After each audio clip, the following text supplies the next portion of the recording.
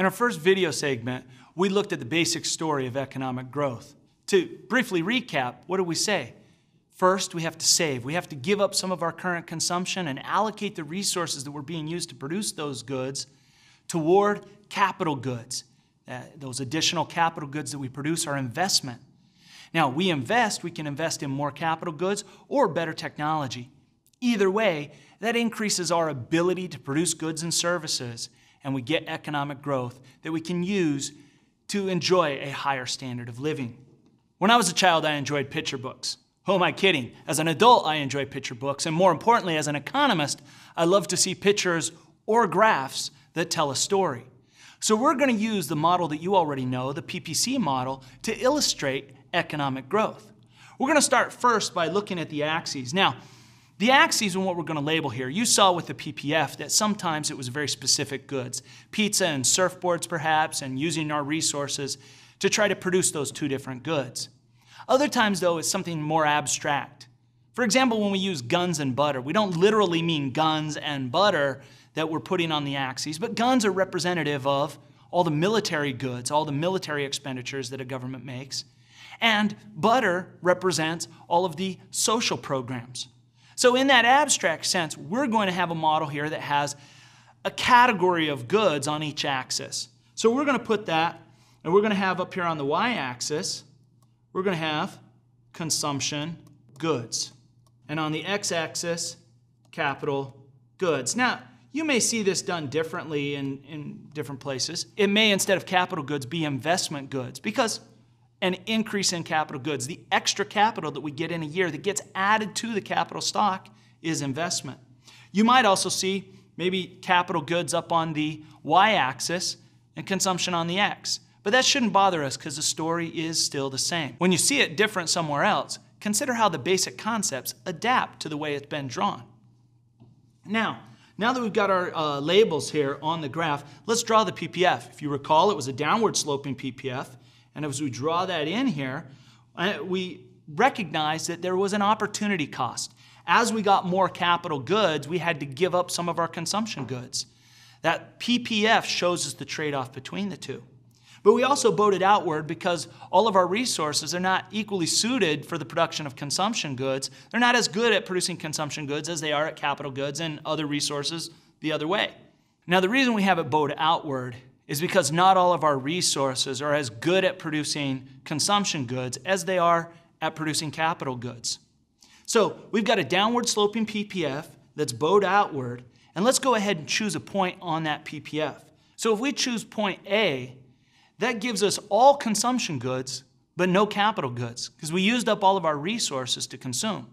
Now, that could be a good time. We could enjoy that this year, but what does it mean for the future? If we don't get any new capital, then our capital stock can't grow, and we can't enjoy economic growth and the higher standard of living that could come from that. Now, our story of economic growth can be told here on this graph because it starts with saving, giving up some of our current consumption. So what we're going to do is give up some of our current consumption.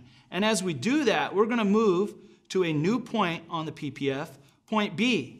So at point B, we consume less than what we did at A, but now we're able to get more capital. What does that mean for the future? We saved, we invested, we got new capital that increases our capital stock in the next year. So next year, when that capital becomes available to be used to produce goods and services, our PPF is going to shift out because we have more available resources or better technology that increases our potential to produce goods and services. So there we've used the PPC model, the production possibilities curve model, to show economic growth. But there might be a little bit more to the story, because here we saved and invested. But did we save and invest enough? We can't just save and invest, but we have to save enough to make sure that the capital stock grows. So one of the things that happens over time is that the capital stock that we have, it wears out. It breaks down. It may become completely useless. So even though that capital can be used for many years to produce goods and services, at some point it wears out.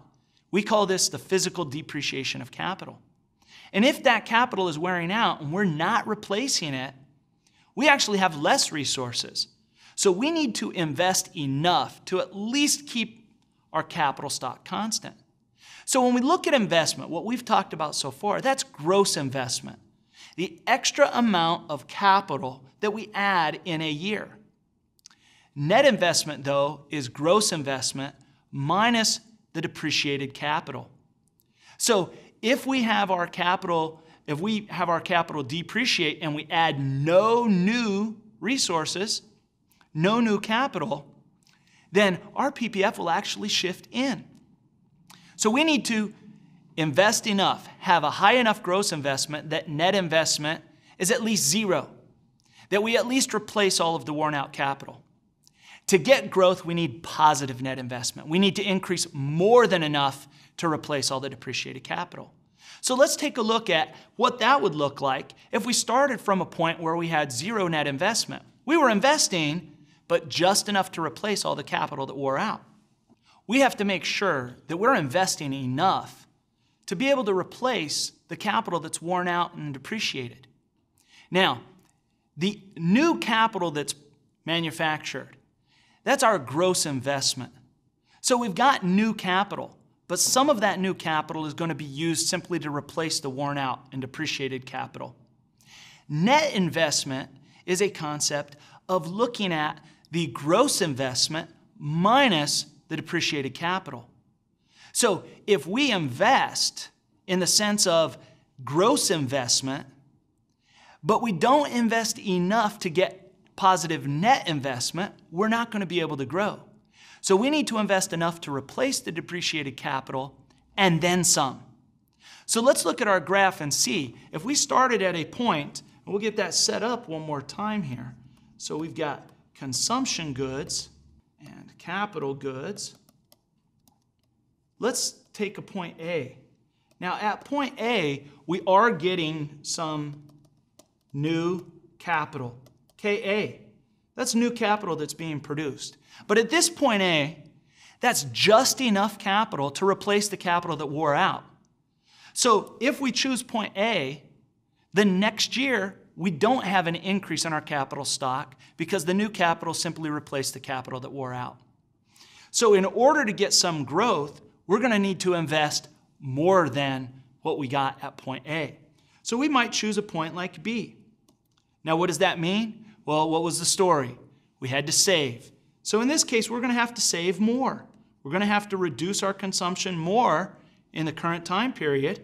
And the resources that were being used to produce those goods can now be allocated toward the production of capital. So at KB, we get more capital goods.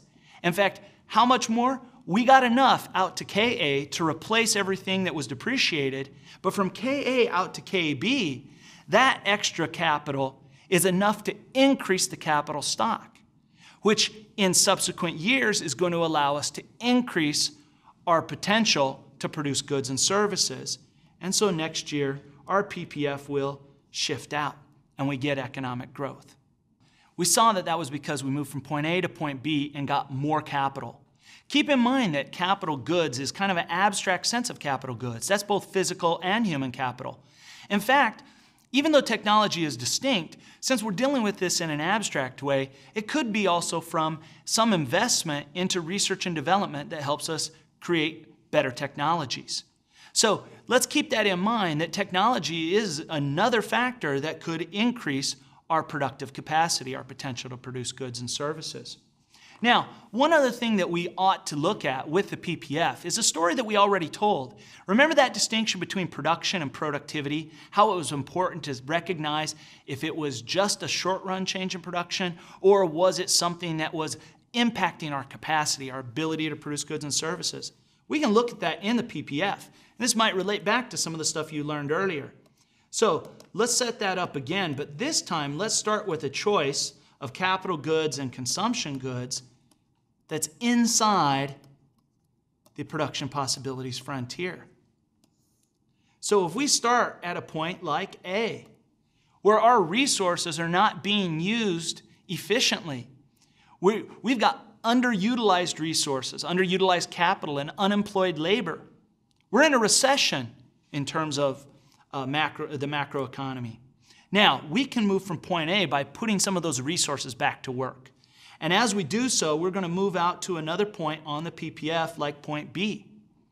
Now, this increase, we got more consumption goods and more capital goods. This increase in those goods is an increase in production.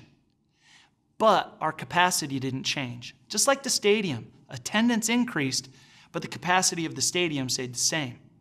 Our economy's production increased, but its ability to produce goods and services was unchanged. Here, as we move from A to B, production in the economy increases, but the economy's productive capacity is unchanged. So that's that distinction, and we can show that here in the PPF. One more thing that we should take a look at with our PPC model is that the PPC can be used to clarify what we saw when we talked about that distinction between production and our ability to produce goods and services. We talked about the analogy of attendance at the baseball game and the seating capacity of the baseball stadium. Now that's apparent here because if we chose point A, which is inside the PPF, where we have underutilized capital and unemployed labor, we're in a recession. Our resources aren't being used efficiently. As we get those resources back into productive use, we start to move away from point A toward the PPF. We start to move toward our potential. So the increase in production that occurs is just that, an increase in production, not an increase in our productive capacity. So the PPF helps us illustrate that distinction as well. Hopefully you see the importance of that. Now, at the end of the day, as we said before, this economic growth, what is it good for? Using it to get a higher standard of living. We've talked about that before, and we'll probably talk about that again. But that's why we want economic growth, is to enjoy a higher standard of living. Now, before you turn to the next video segment, it's worth sitting down and drawing these out. You may have drawn them as you followed along, but it's worth taking a look at the worksheet, the PPF illustration worksheet, and seeing if you can illustrate different scenarios with a PPF graph.